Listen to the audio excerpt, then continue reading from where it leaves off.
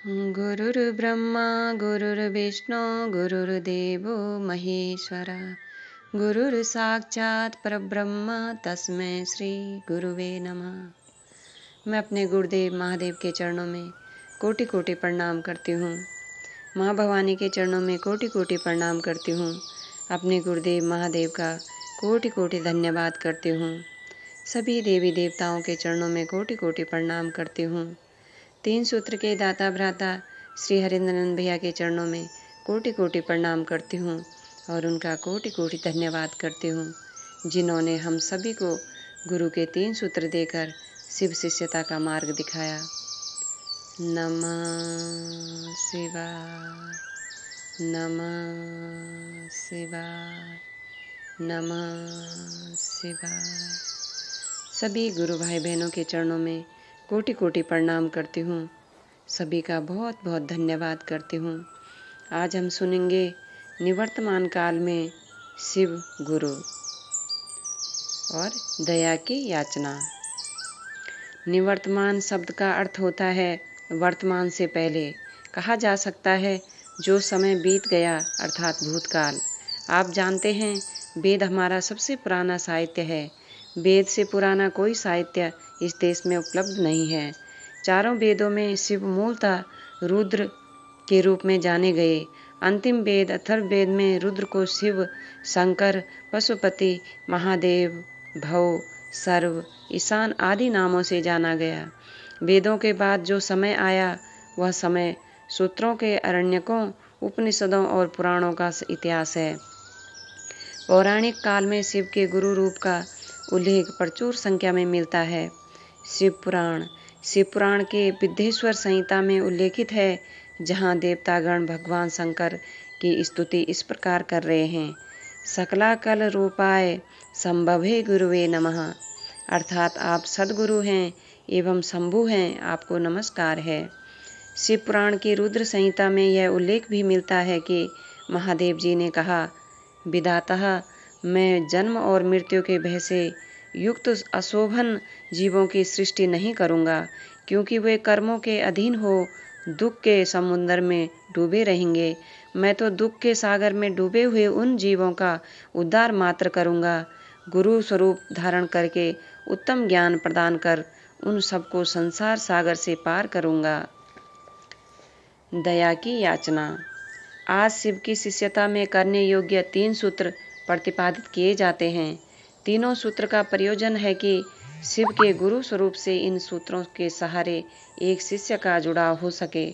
शिव में गुरु भाव का जागरण कराना ही शिव शिष्यता के तीनों सूत्रों का लक्ष्य है। शिष्य भी एक व्यक्ति है और स्वभावतः उसमें जगत के प्रति आकर्षण है। गुरु भाव अथवा शिष्य भाव थोड़े समय के लिए जगता तो है, किंतु व्यक्ति के मन में ठहरता नहीं।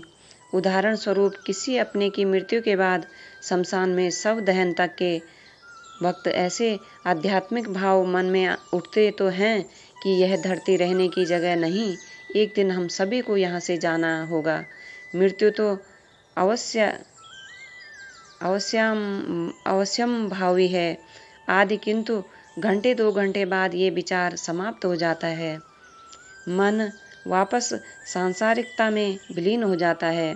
तीन सूत्र शिव गुरु के प्रति शिष्य भाव को स्थायी करने की दिशा में कारागर कदम है, तथापि शिव गुरु की दया इसके लिए आवश्यक है।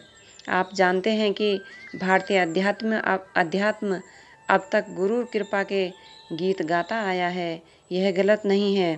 शिव शिष्यता के प्रथम सूत्र में कहा गया है कि हे शिव, आप मेरे गुरु हैं, मैं आपका शिष्य हूँ, मुझ शिष्य पर दया कर दीजिए। कृपा और दया में थोड़ा अंतर है। कृपा पाने के लिए कृपा की दिशा में व्यक्ति को प्रयास करने होते हैं। बोलचाल की भाषा में आप कह सकते हैं,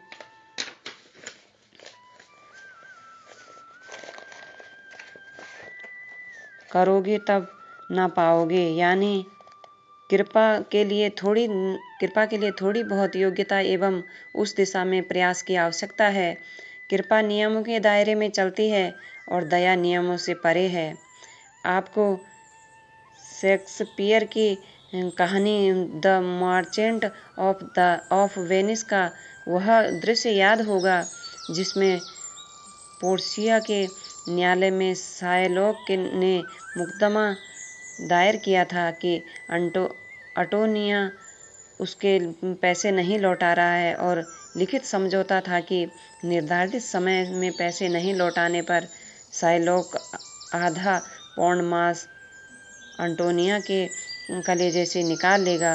अंटोनिया को व्यापार में घाटा लग गया और उसके जहाज भी समंदर में डूब गए थे। अंटोनिया दिवालिया हो गया था। शायलॉक अंटोनिया के कलेजे से मांस निकालने के लिए अपने जूते के सोल पर अस्तूरा पिजा रहा था। पोर्सिया कुछ भी नहीं कर सकती थी क्योंकि नियमों के अधीन अंटोनिया हार चुका था। अब शायलॉक से दया की याचना करने के अलावा दूसरा कोई रास्ता नहीं था। पोर्सिया ने शायलॉक से कहा कि तुम दया कर दो। दया करने वाले और प्राप्त करने वाले दोनों को ईश्वर की अनुकंपा प्राप्त होती है। जब नियम काम नहीं कर रहे होते तो दया की याचना साथ देती है। दूसरा उदाहरण भारतीय संविधान का है।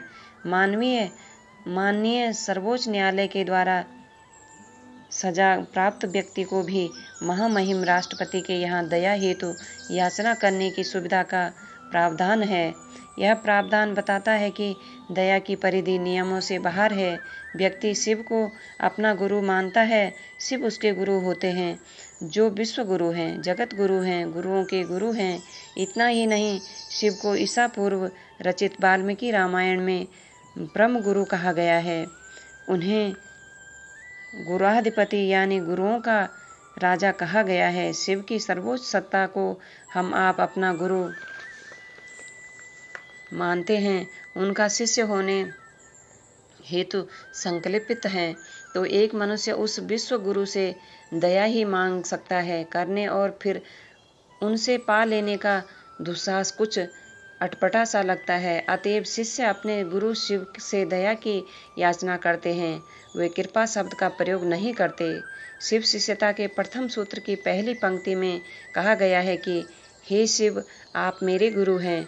ऐसा नहीं कहा गया है कि हे शिव आप जगत गुरु हैं, विश्व गुरु हैं, गुरुओं के गुरु हैं।